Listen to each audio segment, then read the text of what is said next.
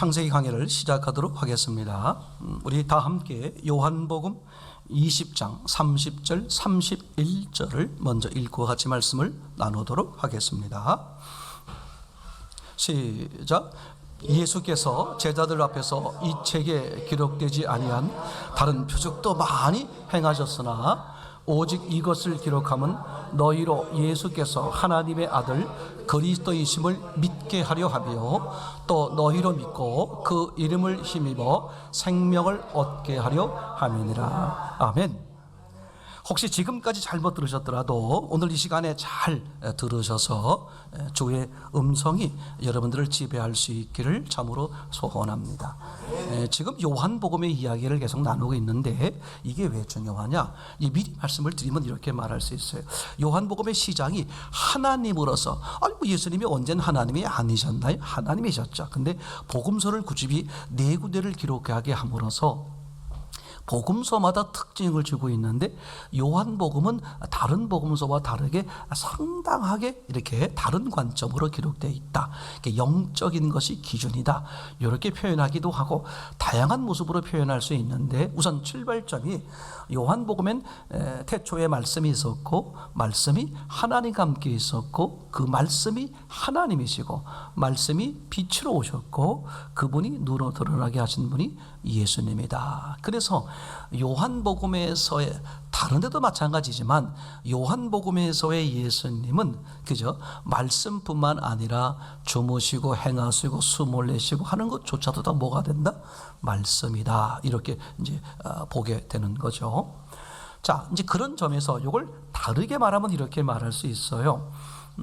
요한복음에서의 예수님 다른 데도 그렇게 기록된 부분이 많이 있습니다만 제가 설명하려고 하는 것을 말하면 부활하신 예수님으로 보는 게 좋다. 이렇게 또 설명을 드릴 수 있겠습니다. 이제 그 점을 계속해서 말씀을 드리려고 그러는 건데 먼저 읽었던 30절 31절에 의하면 예수님이 행하신 표적이 많다는 거죠.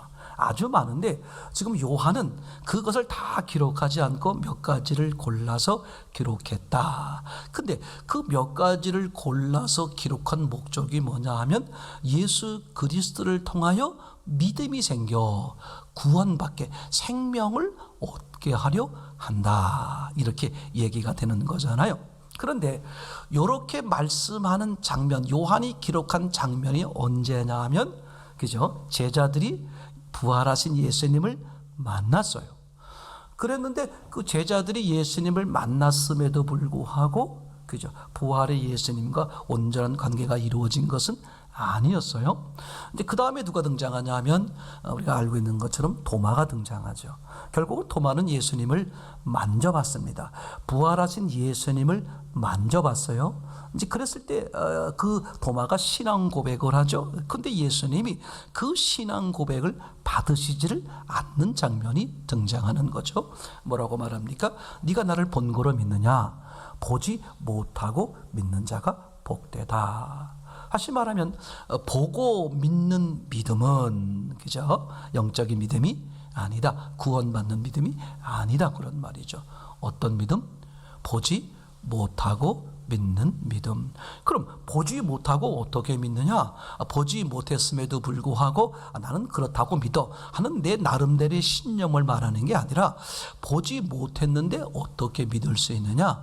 성령이 하나님이 알려주셨다. 이런 얘기가 되는 거잖아요. 아멘입니까? 그죠? 그래서 보았다 보지 못했다는 기준은 보았다는 것에 대한 판단 기준은 내가 되는 것이고 보지 못했다는 것에 대한 판단 기준은 누구다? 내가 아니라 하나님 성령이시다. 이렇게 얘기되는 거잖아요. 그런데 시몬 베드로가 자기가 보고 고백한 것이 아니라 하나님이 역사해서 생긴 믿음으로 고백했단 말이에요. 마태복음 16장 16절에. 그래서 예수님이 17절에 칭찬까지 했다는 말씀이죠. 그런데 그 시몬 베드로가 요한복음 21장에 다시 어떤 일이 벌어졌다?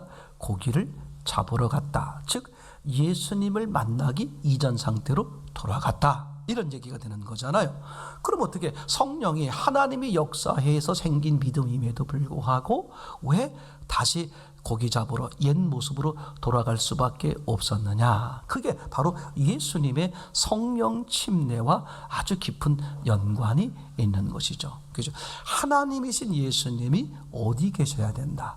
그 사람의 심령 속에, 즉 그 사람과 1대1로 온전히 하나 되는 관계를 이루는 믿음. 그래서 믿음이란 말을 다른 말로 말하면 뭐라고 말할 수 있다?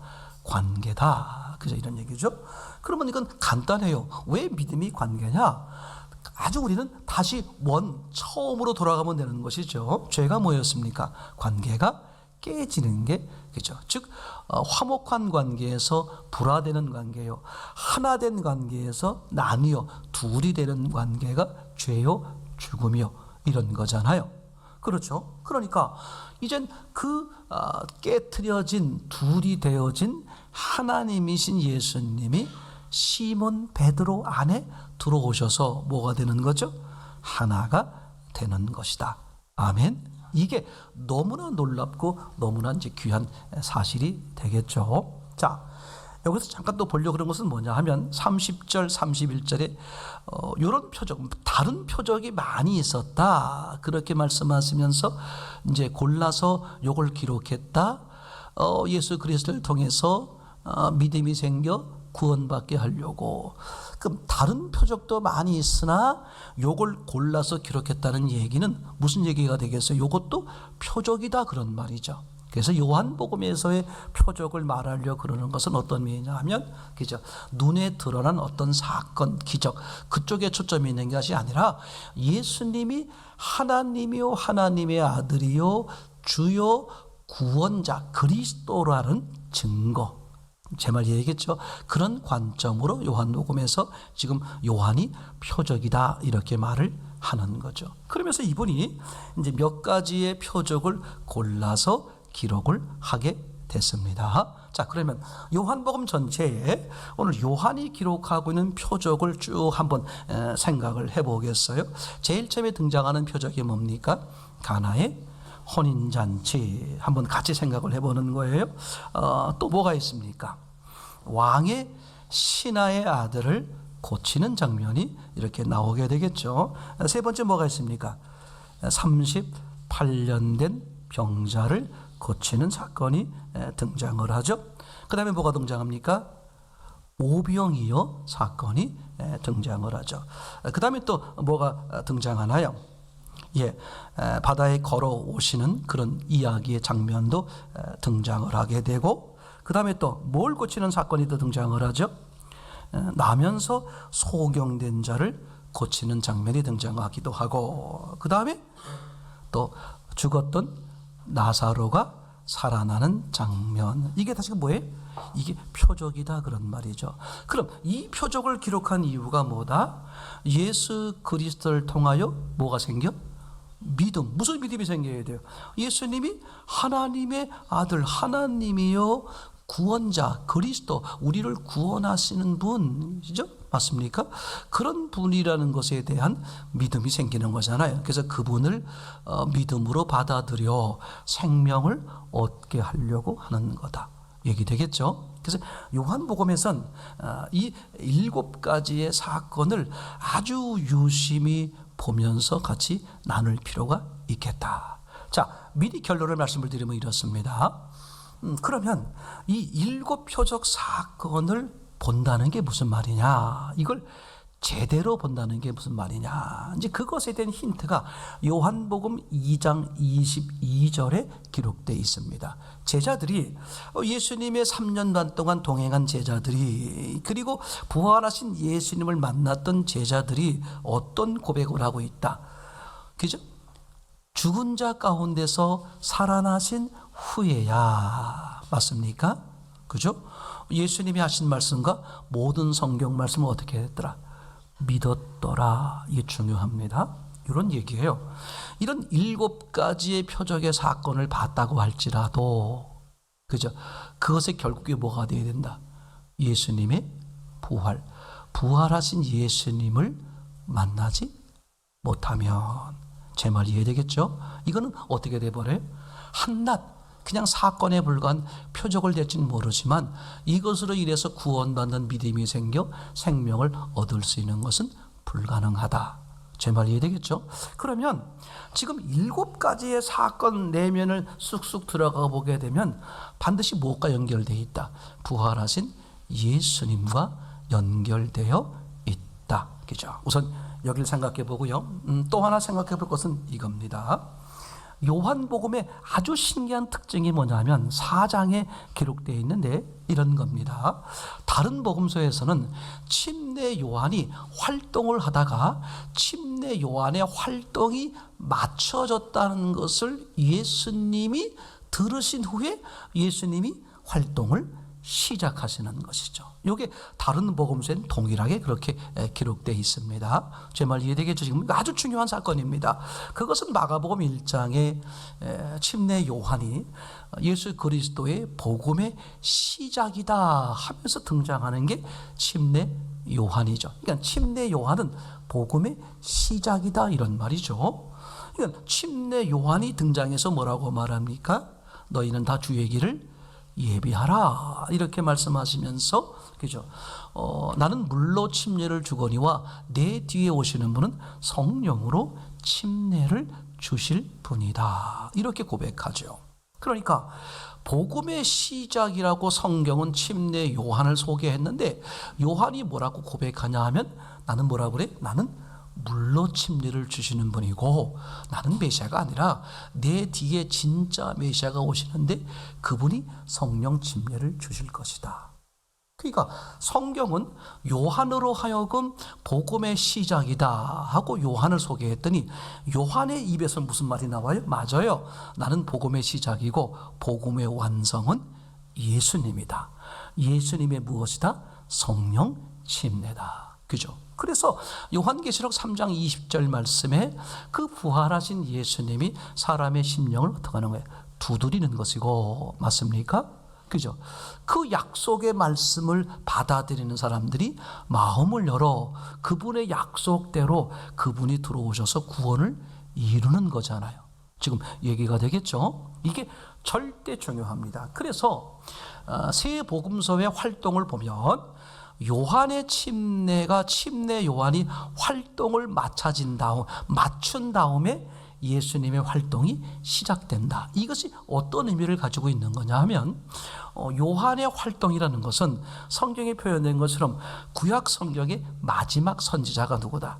침례 요한이다. 즉 요한의 활동이 마친다는 것은 구약의 역할이 맞춰졌다, 끝났다 그런 얘기죠. 그 구약은 다른 말로 말하면 뭘 기록한 거예요?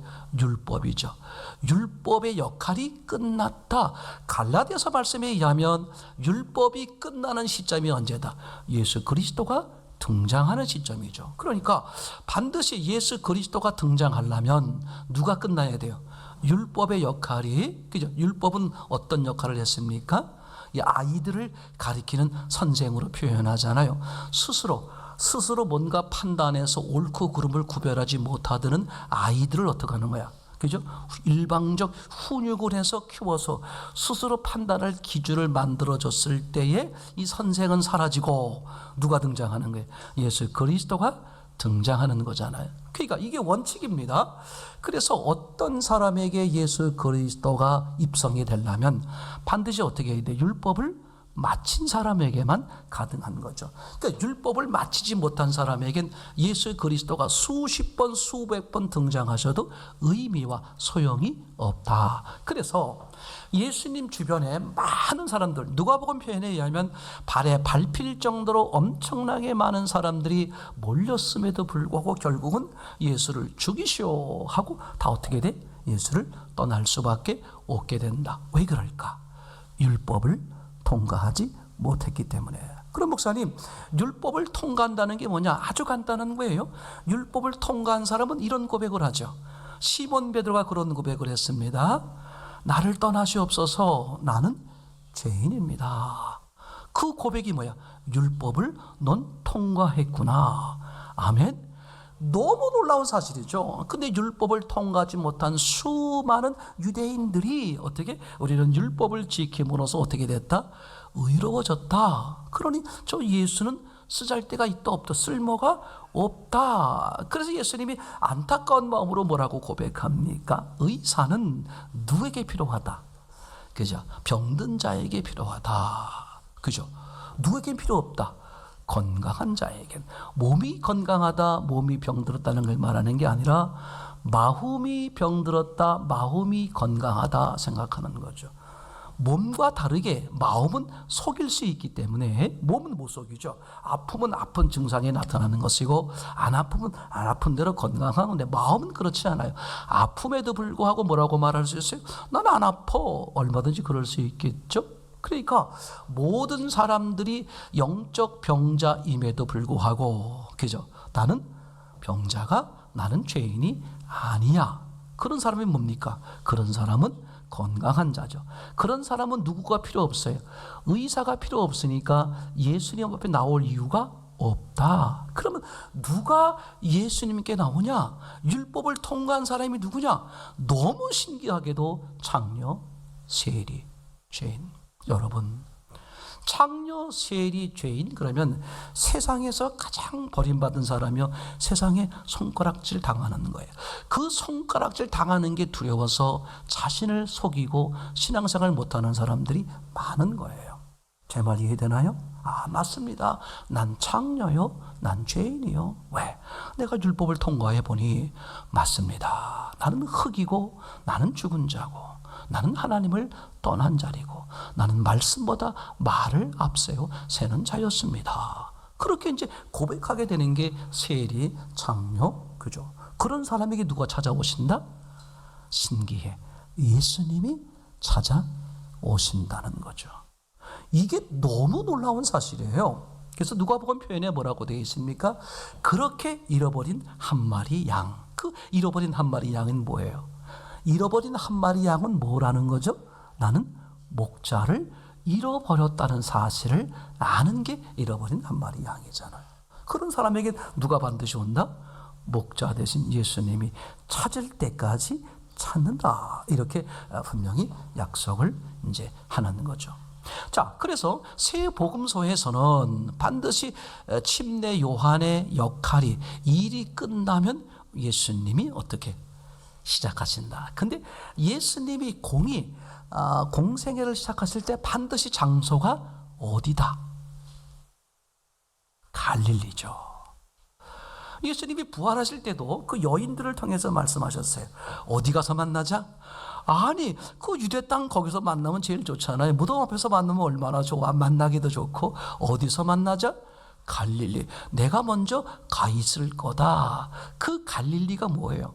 장소적 개념도 있지만 율법을 통과한 심령의 사람들, 그 얘기를 하려고 그러는 것이죠. 그래서 갈릴리에서 만나자. 그죠? 복음서에 뭐라고 써 있습니까? 흑암의 땅 갈릴리요. 빛 대신 예수님이 오시면 어디 오겠어요? 어둠에 오는 거죠. 사람들은 다 어둠에도 불구하고 본인을 뭐라고 여기는 거예요? 나는 빛이야. 완전한 빛은 아니지만 그래도 나는 저런 어둠보단 낫지. 이런 사람에겐 빛 대신 예수님이 오셔도 소용이 없고, 그 빛 대신 예수님 앞에 12달을 앞에 나와 있어도 전혀 의미가 없다. 아주 중요하다. 그죠? 그러니까 지금 시대에 우리가 아주 심혈을 기울여 초점을 두고 바라봐야 될 심령들이 뭐냐? 이 가난한 심령, 길을 잃어버린 심령들을 찾아보는 게 얼마나 중요한지 몰라요. 주님이 정말 그런 분들을 예비하고 만나게 하신다.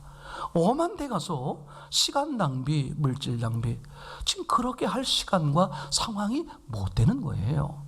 정말 중차대한 그런 일이라고 생각이 됩니다. 그런데 요한복음에서는 너무 이상한 일이 벌어진다. 그죠? 요한복음에 보면 여전히 요한이 뭘 주고 있어요?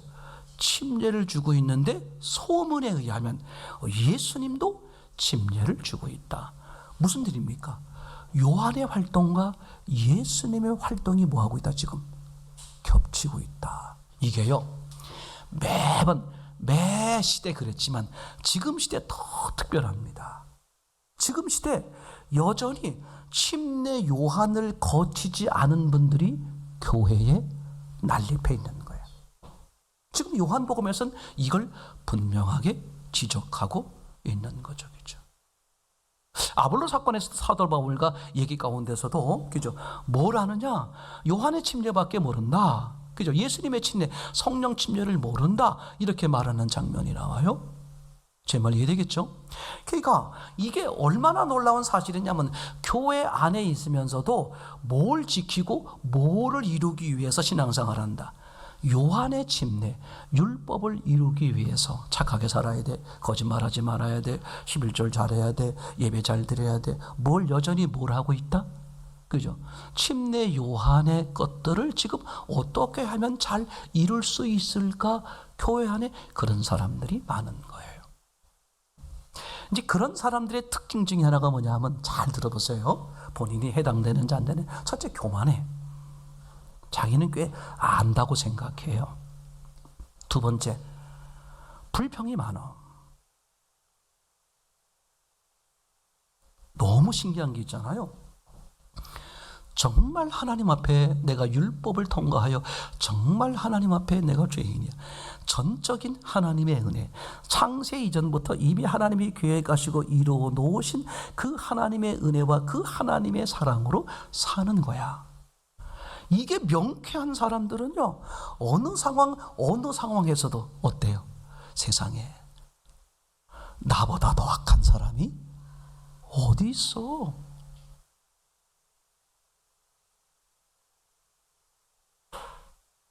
저도 예전엔 그걸 잘 몰랐어요. 이분은 그렇게 말하기도 했습니다만, 점점 어떤 마음이 드냐 하면, 그죠? 무슨 상황을 봤을 때, 저런 세상에, 어떻게 세상에 저런 사람이 다 있어? 그랬던 저였지만, 돌아보면 세상에 나같이 악한 자가 어디 있을까?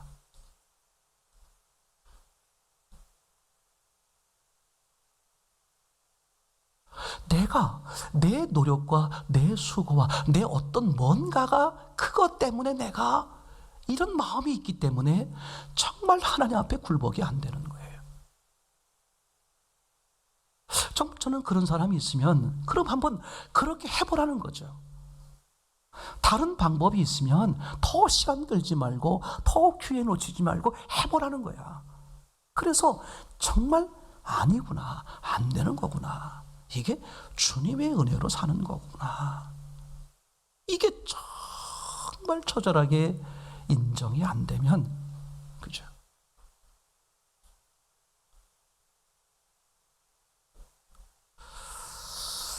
그래서 지난 시간 같이 나눈 것도 그런 거였잖아요. 신앙이 뭐냐? 생명이 연합되어 있었는데 깨져서, 그 죄요, 죽음이었잖아요. 다시 생명을 연합하는 거다. 하나님의 형상이 깨졌는데 다시 하나님의 은혜와 희생으로 다시 어떻게 돼? 하나님의 형상이 회복되는 거다. 그죠? 하나님이 이루어 놓으신 완전한 휴식, 안식이 제공되었는데, 그걸 깨트려서 예수님의 부활을 통해 다시 안식을 회복시켜 놓은 거다. 그러면 전적으로 누구의 은혜다? 하나님의 은혜다. 저는 장담은 아니고 제 인생에 살면서 자꾸 마음에 오고 깨달아지는 것은 하나면, 다른 사람에게 말하기 전에 여러분들이 사건이나 사물이나 관계할 때에 내게서 나오는 첫 마디와 첫 마음이 뭔지를 정직히 보라는, 크게 하나님의 신호야. 가인에게 주시는 신호야. 전적으로 하나님의 은혜로 사는 것이라는 것이 고백되어지면 불평, 불만, 짜증, 그죠? 왜 그런 게 나올까? 왜 부정적인 요소가 나올까? 나는 저 사람보다 이런 게 아직 있어서 그러는 거죠. 그러니까 내 마음 저 구석구석에 여전히 뭐가 남아있어? 쓴 뿌리가 남아있죠. 오늘 하나님께서 여호수아를 통해서 여리고 성을 이제 그 가나안 땅을 정복하게 하잖아요. 그 너무 놀라운 사실이에요. 하나님의 능력으로 하면 가나안 땅을 완전히 정복할 수 있겠다 없겠다. 근데 가나안 땅에 들어가서 정복을 하는데 완전 정복을 못해요. 하나님이 그 도와주는 거야. 그래서 계속 뭘 당해? 어려움을 당하는 거야. 아주 중요해요. 우리가 이 땅에 살고 있는 한, 맞습니까? 우리에겐 우리도 미처 알지 못했던 많은 다양한 쓴뿌리가 있어. 그럼 신앙의 큰 그림의 얘기는 간단한 거예요. 원래 우리가 뭘로 있었다? 우리. 근데 뭐가 됐다? 흩어졌어. 그럼 결국은 어떻게 돼야 된다? 우리야. 자, 이게 원 그림입니다. 그럼 이걸 놓고 여러분 삶을 이제 뒤져보는 거야. 여러분이 잘나면 얼마나 잘나? 성경을 좀 알면 얼마나 알아? 나는 그런 게 아주 못마땅한 거예요. 아니, 그러면 하나님의 은혜와 하나님의 사랑으로 성경을 알게 하고 믿음이 생겼다고 쳐. 그럼 전적으로 내가 잘나서가 아니라 하나님의 은혜 아니야? 그러면 그렇지 못한 사람들에게 내가 할 일이 뭐냐 이거죠. 그들을 배려하고 안아주고 감싸주고. 쟨 이래서 싫어, 쟨 저래서 저래. 아유, 난 뭐 가까이 못할 사람. 그 사람은 100% 속는 거야. 저는 그걸 지식교만이라 그래. 가장 나쁘고 무서운 게 지식교만이에요. 그게 누구예요? 악한 영이죠.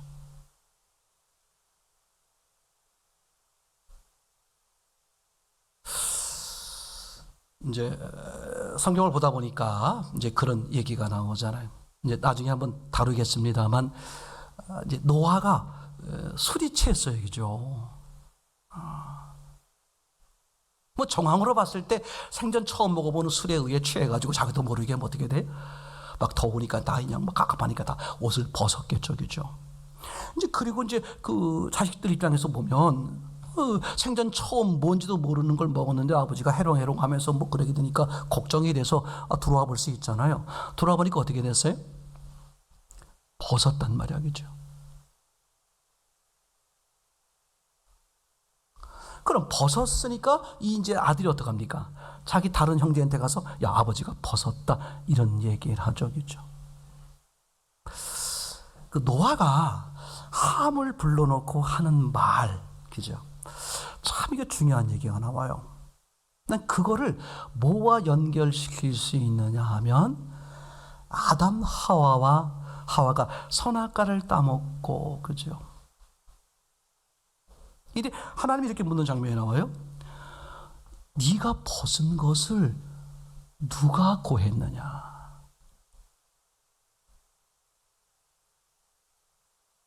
여러분, 고한 자의 첫 번째가 누구야? 뱀이야, 뱀. 야, 네가 이거 뭐, 야, 너 하나님이 뭐라 그러더냐? 틀리게 말하죠. 안 죽어. 뿐만 아니라 뭐라고 말해? 하나님처럼 돼. 하나님이 하신 말씀과 다르게 말하는 게 고하는 거야. 그럼 아담은요, 이거 보세요. 누구한테 들은 거야? 쉽게 말하면 뱀한테 들은 거야. 자, 지금 이제 두 형제가 어떻게 돼요? 가서 이제 덮어주잖아요. 그런데 그 노아가 자식한테 물어보잖아요, 그죠? 뭘 물어봐? 고하는 문제. 지금 이 함이 두 형제에게 뭐 했어요? 가서 고했죠, 그죠? 신앙의 가장 걸림돌이 뭔지 알아요? 고하는 거야. 자기 말, 하나님의 말씀과 다른 자기 말을 하는 거야. 절대 그런 사람에 속지 마세요. 그런 사람 가까이 하면 안 돼. 그런 말을 들으면 안 됩니다.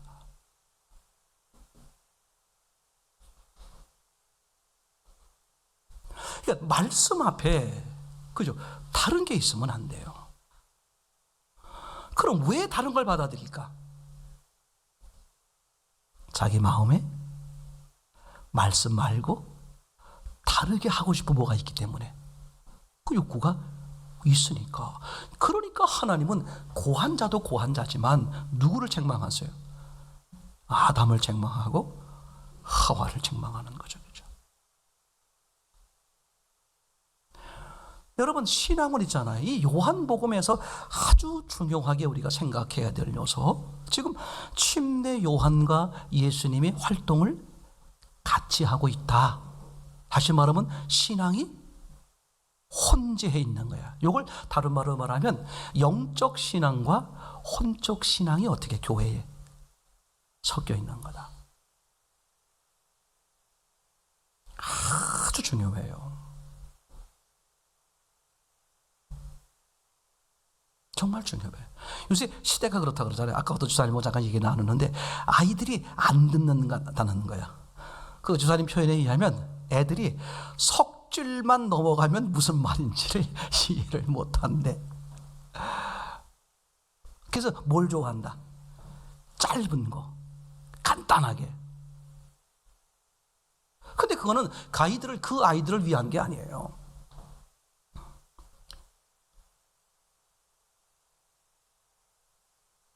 그것은 아이들이 잘못된 거야. 그런 시대에 사는 거야. 긴 걸 못 견뎌. 그러니까 요즘 아이들이 가장 하기 어려운 게 뭐라고 그래요? 참는 거, 기다리는 거. 40년 전에 모녀의 대화와 지금의 모녀의 대화는 완전히 달라. 40년 전 모녀의 대화는 이제 한겨울에 엄마 수박 먹고 싶어. 그래서 엄마가 뭐라고? 그래, 아유, 엄마도 수박 먹고 싶구나. 너 어떡하냐? 지금이 겨울이니까 우리 6개월만 기다리자. 애들이 알아들어. 6개월을 기다려. 요즘 모녀는 엄마 수박 먹고 싶어. 이년아 수박은 지금 3번만 지르면 마트에 쫓아가서 사와야 돼. 기다리는 것이 없어졌어. 똑같아요. 그래서 여러분, 그 종말의 그 특징 중에 하나가 뭐야? 빨라진다. 뭐 차가 빨라지는 것도 있지만 기다리지 못해. 그러면 우리가 그것에 필요에 편승해서 그 아이들 쫓아오고 그렇게 아니에요. 저는 그래서 그런 얘기 드는 거예요. 복음으로 갈 사람은 복음으로 가야 된다. 어중간하면 안 돼. 지금 시대는요, 양단 간에 결정을 해야 된다. 선택을 해야 돼. 이게 얼마나 무서운 환경과 그런 상황인지 모릅니다. 그죠? 다시 돌아올게요. 그래서 요한복음을 볼 때는 철저하게 지금 혼재되어 있구나. 이 상황에서 예수님이 하시려고 하는 말씀이 무엇일까 생각을 해보는 거죠. 자, 가나의 혼인잔치 이야기가 나왔습니다. 그죠? 가나의 혼인잔치에서 하나님, 그죠? 너는 여자요 이렇게 말하는 거잖아요. 나는 하나님이고 당신은 사람이다. 이걸 지금 제가 말씀드린 언어로 말하면 부활하신 예수님이야. 하나님이란 말이에요. 당신은 사람이고 나는 하나님이다. 부활하신 예수님이 하나님이 역사할 시점이 언제냐? 무슨 뜻이에요? 이미 역사할 준비는 돼 있다. 그죠? 예수님이 십자가의 마지막에 다 이루셨다. 이미 다 이뤄 놓으셨어요. 그죠? 창세 이전부터 하나님 머릿속에 다 이루신 거죠. 중요한 건 그 이루신 하나님이 역사할 시점이 언제냐? 그죠? 하인을 통해 말하는 거죠. 무슨 말씀을 하시든 그대로 하라. 말씀과 말이 있을 때 너무 놀라요. 말씀이 오면 반드시 뭐가 드러나게 돼 있다. 말이 드러난다. 내 감정, 내 생각, 내 뜻이 드러나는 거예요. 그럴 때 우리가 할 일이 뭐다? 말을 버리고 말씀을 따르는 거다. 얼마나 중요한지 몰라요. 얼마나 중요한지. 그죠? 그게 신앙의 전부라고 말할 수 있게 되는 거겠죠. 자, 그러면 다시 보면 이제 그렇게 가나의 혼인잔치의 사건에서 하인의 완전 자기를 부인한 모습을 통해서 하나님의 역사, 하나님의 일하심을 보게 되는 거죠. 단순히 물로 포도주를 만들었다는 얘기를 하려고 그러는 것이 아니라, 그죠? 변화, 제 말이 되겠죠? 변화. 하나님의 근거적인 부활하신 예수님의 변화의 목적은 뭐야? 구원하는 거야. 오늘 30절 31절에 표현하고 있는 것처럼 믿음이 생겨 영생을 얻게 하려고 그러는 거야. 그럼 그런 변화가 언제 생기는 거냐? 자기 말을 완전히 버리고 말씀을 받을 때, 이런 얘기잖아요. 이제 그렇게 하면서 너무 놀라운 사건이 벌어지는데, 이제 그런 다음에 니고데모 만나는 사건이 나오죠. 니고데모가 어떻게 돼요? 성경 박사임에도 불구하고 여전히 어떻게 되는 거야? 영의 시각이 아니라 육의 시각으로 보고 있는 거잖아요. 제 말이 이해되겠죠? 그래서 결국은 어떻게 돼요? 거기를 이제 떠나게 돼서 어디로 간다는 얘기가 나오냐면 갈릴리로 간다는 얘기가 나오죠. 그러면서 왕의 신하를 만나는 얘기, 그 다음에 운물가의 여인 만나는 얘기, 그 다음에 어디로 옵니까? 다시 저곳에 오셔서 38년 된 병자 고치는 이야기, 또 고향에 들르는 이야기. 자, 그러면 이제 성경 구절을 세 군데만 한번 찾아보겠습니다. 요한복음 2장 13절, 요한복음 5장 1절, 요한복음 7장 2절을 먼저 찾아 놓으시면 차례차례 이제 봤으면 좋겠습니다.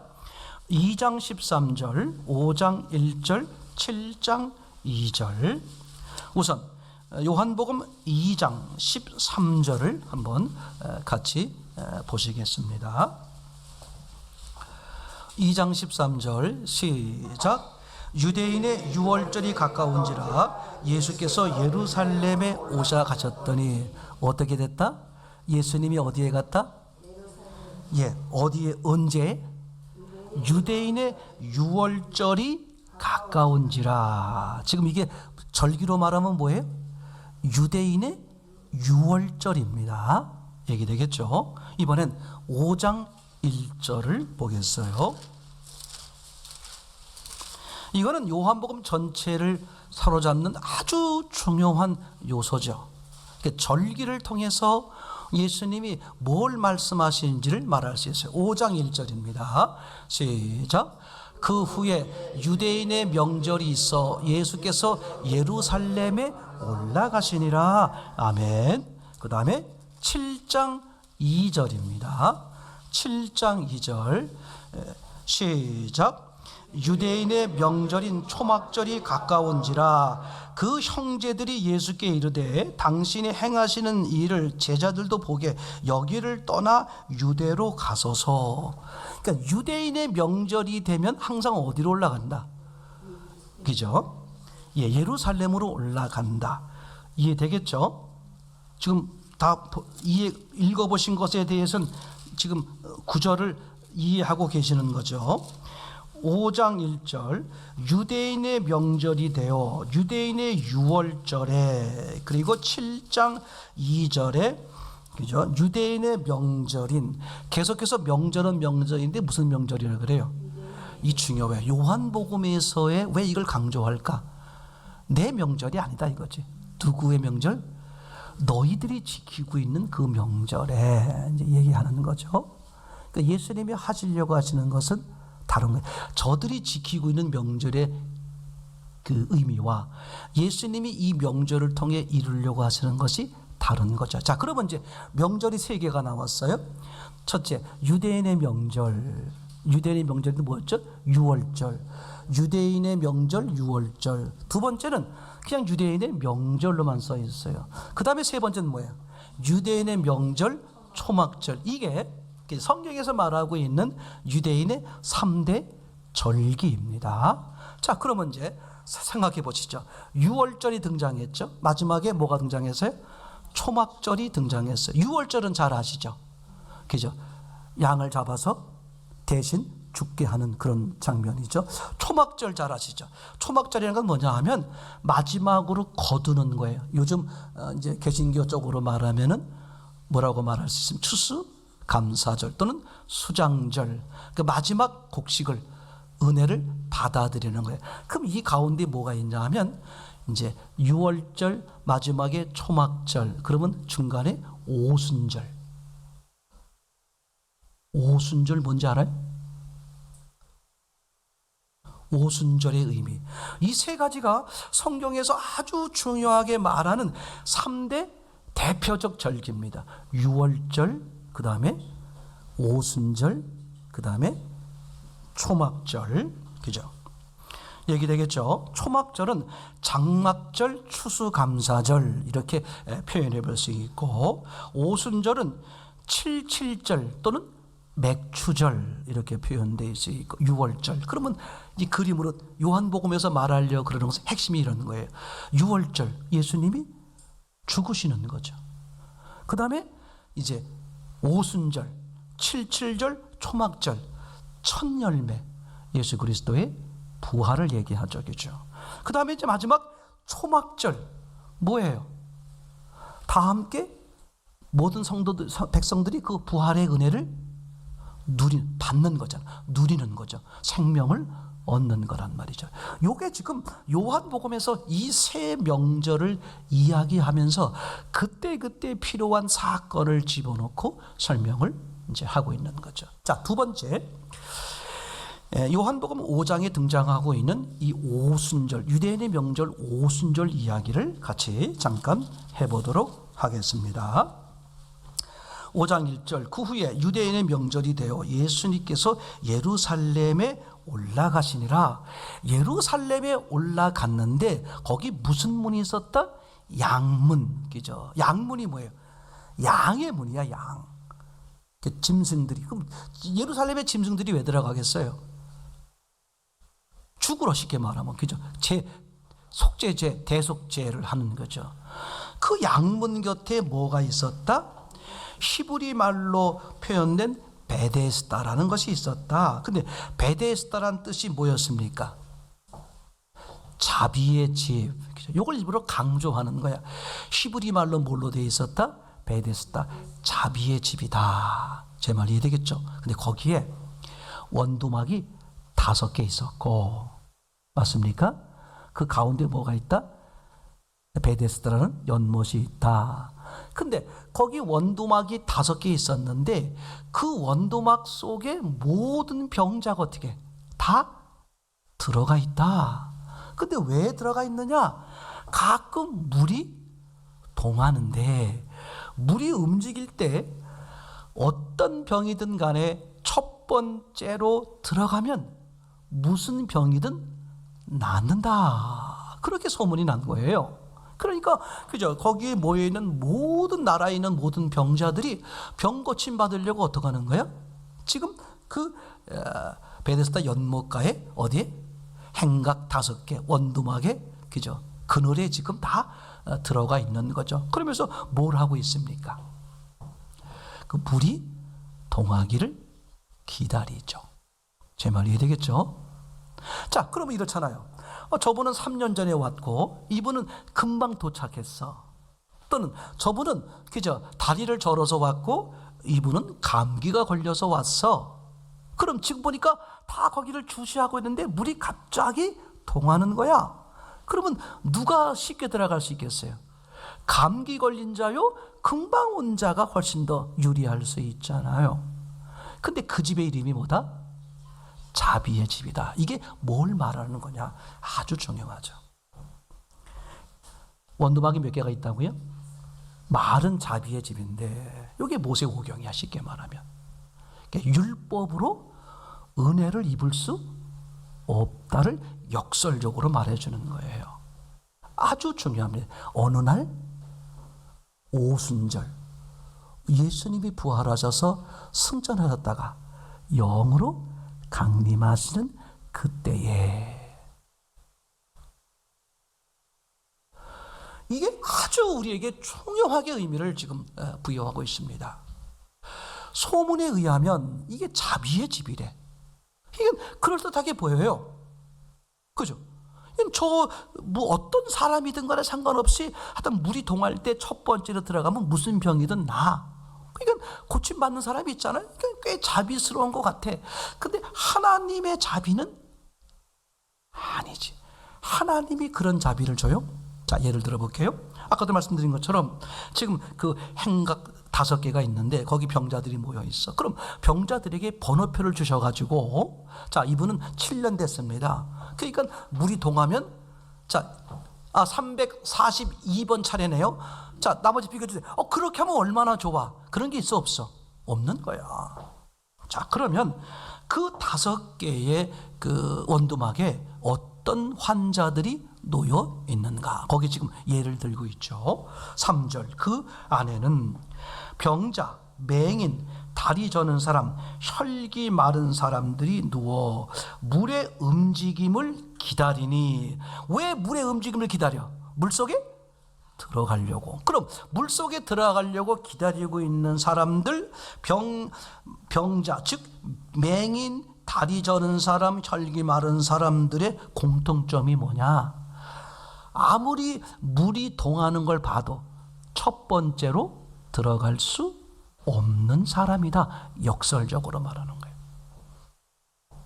그러니까 율법을 통해선, 그죠, 구원받는 은혜를 입을 수 없다. 그죠?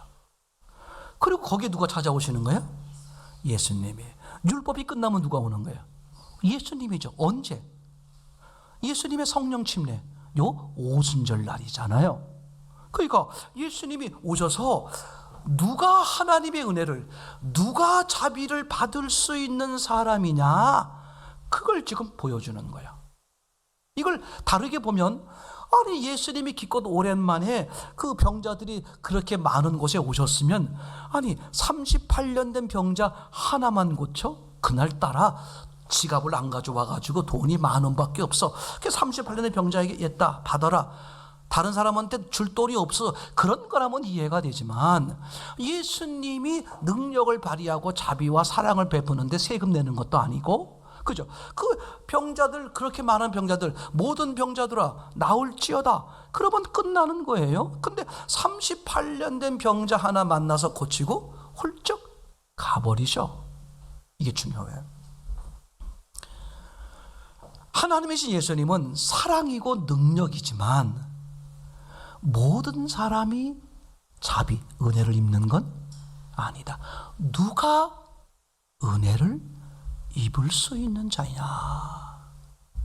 근데 지금 세간의 사람들의, 율법주의자들의 관심은 뭐야? 그죠? 저 연못에 무조건 첫 번째로 들어가면 은혜를 입어. 그건 엄밀하게 말하면 하나님의 은혜가 아니지. 이걸 조금 다르게 말해보면 이렇게 말할 수 있죠. 하나님이 성경 전체를 통해서 사람들에게 약속한 것을 큰 그림으로 말하면 3개를 말할 수 있어요. 아브라함의 언약, 모세의 언약, 그 다음에 다윗의 언약.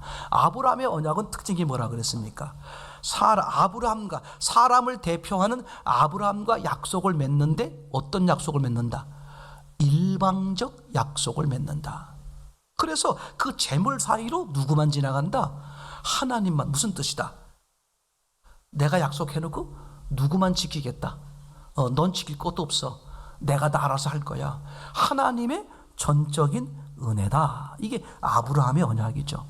그 다음에 준 게 뭡니까? 모세의 언약이죠. 성경은 뭐라고 말해요? 나중에 준 모세의 언약이 앞에 준 아브라함의 언약을 없앨 수 없다. 그러면 뒤에 준 모세의 언약은 앞에 준 아브라함의 언약을 보충하는 거죠.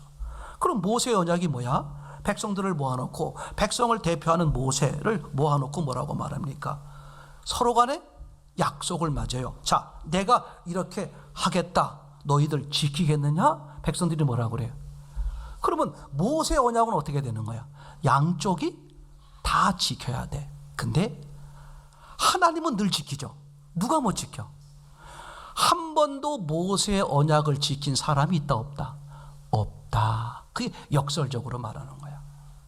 너희가 아무리 노력하고 애쓰고 수고해도 너희의 공로나 너희의 수고로 구원받는 게 아니다. 그 뭐가 더 확연해져? 아브라함의 언약이 확연해지는 거죠. 그리고 이제 다윗의 언약에 구체적으로 나오는 거잖아요. 영원한 왕, 영원한 나라. 이때 다윗이 깝죽 떨죠. 내가 하나님을 위해 집을 짓겠습니다. 하나님 어떻게? 거절하죠. 왜? 하나님의 집은 누가 지어야 돼? 하나님이죠. 내가 짓겠다 하면서 솔로몬, 그죠? 의미가 뭡니까? 정통 계열이 아닙니다. 솔로몬은 그죠? 정통이야, 적자야, 적자. 다시 말하면 제일 가난한 심령이요, 별 볼 일 없는 사람을 통해서. 그러니까 누가 한다는 거예요? 하나님의 나라는 누가 짓는 거야? 하나님이 여러분 심령 가운데 하나님이 지어서 영원한 나라로 옮기는 거잖아요. 지금 제 말 이해되겠습니까? 이걸 다시 넘어오면, 그죠? 유대인의 명절 첫 번째 유월절이죠. 예수님이 예루살렘에 올라가시는 거죠, 그죠? 그럼 유월절 첫날 뭐 하는 거예요? 양자는 날이 되는 거잖아요, 의미가. 그 다음에 두 번째 유대인의 명절 오순절, 이해되겠죠? 그래서 77절, 맥추절, 첫 번째 열매. 즉 다시 말하면 생명의 첫 번째 열매, 예수님의 부활이죠, 그죠? 그래놓고 이제 마지막 세 번째 얘기가 뭐라 그랬죠? 초막절 맞습니까? 이것은 뭡니까? 이제 마지막 베풀어준 은혜를 어떻게 하는 거예요? 이제 거둬들이는 거잖아요. 그러니까 첫 번째 열매, 예수님의 부활을 모든 사람들이 누리게 되는 거죠. 요 표현에 지금 요한복음 5장에 요 오순절날 지금 38년 된 병자를 놓고 이야기하는 거죠. 자, 다시 말하면 너희가 율법을 지켜서, 그러니까 첫 번째로 들어가면 누가 들어가는 거야? 그 사람이 걸어 들어가는 거잖아요. 그럼 왜 첫 번째가 고침받아? 그럼 뭐가 있다는 거야? 그 사람의 공로가 있다는 거죠. 그걸로 구원이 불가능하다. 그렇죠? 그리고 이제 그래서 나온 거기에 지금 기록된 이 병자들의 공통점이 절대로 물이 동하는 걸 봐도 첫 번째로 들어갈 수 없는 사람들을 대표로 말한다. 그 중에 대표가 이 38년 된 병자다. 그리고 이제 38년 된 병자를 예수님이 만납니다. 네가 고침을 받기를 원하느냐? 이 말 자체가 잘못된 거죠. 지금 예수님이 어디 왔어요? 연못가에 왔어. 그럼 연못가에 모인 환자들은 다 뭐야? 고침을 받기 위해서야. 근데 거기 지금 고침 받으려고 와 있는 사람한테 네가 고침 받기를 원하느냐? 약 올리는 거지. 이게 놀라워요. 우리 삶 가운데에 예수님이 종종 어떻게 나타나요? 표현이 이상하지만 부도덕한 모습, 불만스러운 사건이나 불만스러운 상황으로 나타나시곤 합니다. 실제예요. 그때 내가 어떻게 반응하는가를 주님 보시는 거예요. 야, 네가 낫기를 원하느냐? 그러면 당연히 이 38년 된 병자니까 병이 몇 년 됐다는 거야? 38년 됐다는 거야. 그럼 이 사람이 도대체 몇 살인지는 모르겠죠. 그럼 38년 동안 병을 앓았다는 것은 무슨 뜻입니까? 일생을 병을 앓은 거잖아. 자기를 도와줄 사람이 아무도 없대. 주변 사람은 간두고 가족조차 없는 거야, 쉽게 말하면. 그죠? 긴 병에 소자 없다고 38년 된 병자 아무도 내가 본다고 한들 들어갈 만한, 나를 들어보낼 사람이 없습니다. 그런 거잖아요, 지금 얘기가. 그러면 당연히 이 사람은 악에 바쳐야 돼. 그럼 어떻게 해야 돼? 당신 약 올리는 거야 지금? 아니 보면 몰라? 내가 여기 와 있는 것은 병 고침 받으려고 그러는 거지. 그게 누구하고 똑같아요? 요한복음 4장에 그 사마리아 여인과 똑같잖아요. 야, 내가 누군지 내게 물을 달라 했으면 내가 너에게 영원히 마르지 않는 물을 주리라. 그럼 여인은 뭐라고 말해야 돼? 아니 그런 물이 있으면 왜 나한테 물을 달라 그랬어요? 당신이나 처마시든지 할지. 이러저거 뭐라고 말해? 주여, 그 물이 있으면 나를 주세요. 누구와 똑같아? 가나의 혼인잔치에 그 하인들.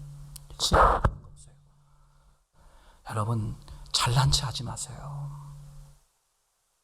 정말 불평하지 마세요. 너무 어리석은 거야. 아니 하나님이 그 생각 안 알고 하셨을까 봐? 아니 말씀하기도, 좋은 말 하기도 바쁜데, 아니, 나쁜 말을 왜 해? 그럼 자기 인생 좀 자기가 갉아먹고, 그걸 본인만 몰라. 아주 그게 자기가 똑똑한 줄 알아요. 얼마나 불쌍한지 몰라, 얼마나 불쌍한지.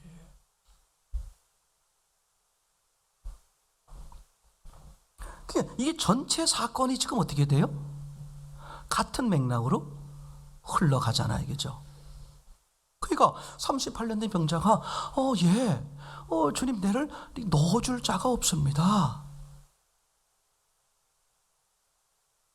그러니까 율법에 의하면, 그죠? 율법을 가진 사람들이 뭐라고 말해? 율법을 지킨 자만, 온전히 지킨 자만 구원받고 의인된다, 그거잖아요. 그러니까 1등으로 들어간 사람만 이거야. 근데 예수님이 뭐라고 하면, 아니, 어떤 사람이라도 자기를 부인하는 사람. 어떻게 더 말하냐고, 그죠? 야, 저분은 뭐 상황이, 조건이, 직장이 또는 뭐 일터가 뭐가 좋으니까 뭐 그러니까 나같이 어려워져 봐. 그 거짓말에 속지 마시기 바랍니다, 여러분요. 주님은 동일하게, 누구에게도 동일하게 당신의 그 상황에서 자기를 부인하는가, 그걸 보려고 그러는 것이지, 누구는 뭐 이렇고 누구는 저렇고 누구는 똑똑하고 뭐 누구는 집안이 좋고.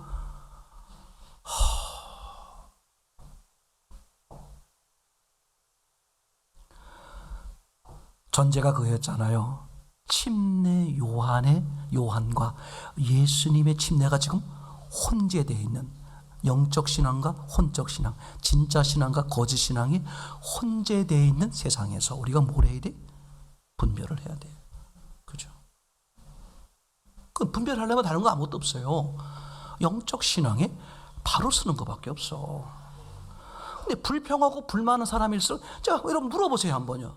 불평하고 불만한 사람에서 뭘 안 볼까? 성경 안 봐요. 성경 볼 시간이 어디 있어? 불평해야지. 에이, 이거 뭐 봐도 몰라. 에이, 뭐.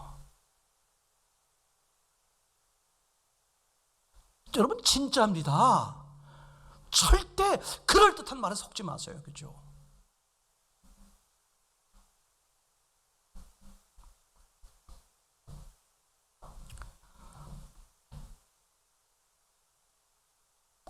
이게 지금 요한복음 전체에서 흘러내려오는 이야기죠, 그죠? 이제 그러면서 이 사건들, 이 표적 속에, 그죠? 부활의 예수를 발견하면 이 표적이 뭐가 돼버려? 증거가 돼. 믿음의 증거가 되는데, 부활의 예수를 발견하지 못하면 뭐만 남을까? 기적. 그것만 남는 거야.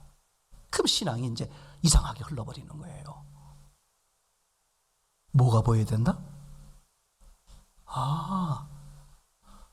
여러분, 이게요, 절대적으로 우리에게 중요하죠.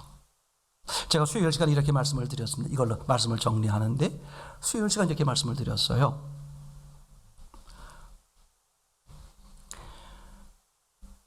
사람은 하나님이 창조할 때 아무것도 보지 못했다. 왜? 마지막에 창조했으니까. 그러니까 눈을 떠보니까 어떻게 돼? 이 세상에 막 그냥 이게 막 놀랬겠다, 안 놀랬겠다 모르지. 근데 하여튼, 그죠? 그러면 아담과 하와는 뭐가 생길 수밖에 없다? 궁금증. 이게 뭐예요? 이게 왜 있는 거죠? 그게 하나님의 계획이다. 사람이 할 일은 뭐다? 묻는 거야. 우리가 흙을 나눌 때 이렇게 나눴어요. 흙이 뭐냐? 흙은 받아들이는 거다. 그죠? 흙은 무한해. 어느 쪽으로? 받아들이는 쪽으로. 받아들인 걸 어떻게? 토해내요. 선을 받아들이면 선을 토해내고, 생명을 받아들이면 생명을 토해내고. 맞습니까? 사망을 받아들이면 사망을 토해내는 게 흙이다. 이걸 다른 말로 말하면, 그죠? 아니, 사람은 아무것도 본 게 없어. 근데 사실은 이 모든 것을 주님이 뭐라고 했어요? 하나님이 다스리고 정복하고, 아니 내가 만들어 놓은 것도 아니고 뭔지도 모르겠는데 이걸 다스리고 정복하래. 그럼 다스리고 정복하려면 어떻게 할 수밖에 없어? 하나님 어떻게 하죠? 이게 놀라운 거야. 그럼 이제 고하는 자가 뭐 하겠어요? 야 네가 주인이야. 네 마음대로 해. 네 거라 그랬잖아. 이게 우리가 되지 못하는 사람의 공통점이에요. 우리가 되는 사람은 가만히 있어봐. 저분은 어떤 걸 원하실까? 여보 나 이거 이렇게 하려고 그러는데 어떻게 생각해? 그죠? 묻지를 못하는 사람이 뭘 못해? 우리가 안 돼. 그 사람은 자기만 주장해. 본인은 신앙이 좋다고 여기는 거야. 100% 거짓말이에요. 신앙이 좋다는 걸 뭘로 할 거야? 마태복음 7장에 열매로 한다 그랬어요. 열매가 뭔데? 우리야. 주님이 드러나는 거야. 이게 얼마나 놀랍게 우리에게 표현되어 있는 건지 모르죠. 그죠? 그러니까 사람이 할 일은 뭐다? 묻는 거야. 그러니까 다윗을 만날 때 그렇게 기뻐하는 거야. 다윗이 흠이 있고 못된 짓을 했다고 할지라도 뭐 하나 보고 묻는 거. 여러분 사람 마찬가지예요. 여기 권사님들 뭐 다 목사 다 있지만 인간이 얼마나 아니에요. 훌륭하지 않은 점이 얼마나 많겠어. 저는 모르지만 본인은 알잖아. 그럼 주님인들 모르겠어요? 근데 왜 사랑하시는 거예요? 다른 거 아무것도 없어요. 그 사람이 뭐 삶이 깨끗하고 인생이 좋고 그런 게 아니야. 뭐 하니까? 엎드려 여쭈니까. 그거 하나 보는 거예요. 난 이게 가장 큰 교만이라고 생각해요. 그잖아요. 당신이 알면 얼마나 알아. 그럼 알면 그렇게 행동 못해요. 모르는 사람을 위해서 정말 희생하고 나누고 안사주고. 그죠? 저분이 예수님이 십자가에서 저분이 몰라서 그렇습니다. 용서해 주세요. 그죠? 또 한 가지 말씀드릴 때 이렇게 말씀드렸어요. 그죠? 방주가 만들어졌다 그랬죠. 방주는 어디서 만들어진 거예요? 에덴 동산 안에서, 에덴 동산 밖에서. 중요해. 밖에서요. 그럼 에덴 동산 밖에서라는 게 뭐야? 생명이 깨진 거야. 생명이 깨졌음에도 불구하고 하나님은 어떻게 사람을 구원하는 구원의 계획을 포기하지 않으시고 뭘 하신다? 방주를 만드는 거야. 오늘날 교회잖아요. 그죠? 근데 방주에는 두 가지가 없다 그랬습니다. 하나는 뭐가 없어? 방향키가 없어. 들어가면 사람이 할 수 있는 게 그게 신앙이다. 전적으로 하나님께 막 나를 부인하는 거야. 거기 뭐 아무것도 없어. 방향키 무슨 뭐가 어떻게 어디로 가자 뭐야 아무것도 없어. 그죠? 나를 포기하는 사람이 교회 안에 들어올 수 있어. 나를 포기하는 사람이 하나님 안에 들어올 수 있어. 포기 못하면 못 들어와요. 들어온 것처럼 보이는데 언젠간 나가요. 못 들어옵니다. 두 번째는 방주는 창문이 없어. 있다면 어디에만? 하늘. 뭘 보고 살라는 거야? 하나님만, 말씀만 보고 살아라. 그게 광야야. 광야는 사방이 다 뭐야? 사람이 살 수 없어. 근데 누가 살렸어? 하늘이야. 구름 기둥, 불 기둥, 만나. 그죠? 얻어진 게 뭐야? 사람이 하나님의 입에서 나오는 말씀으로 살리라.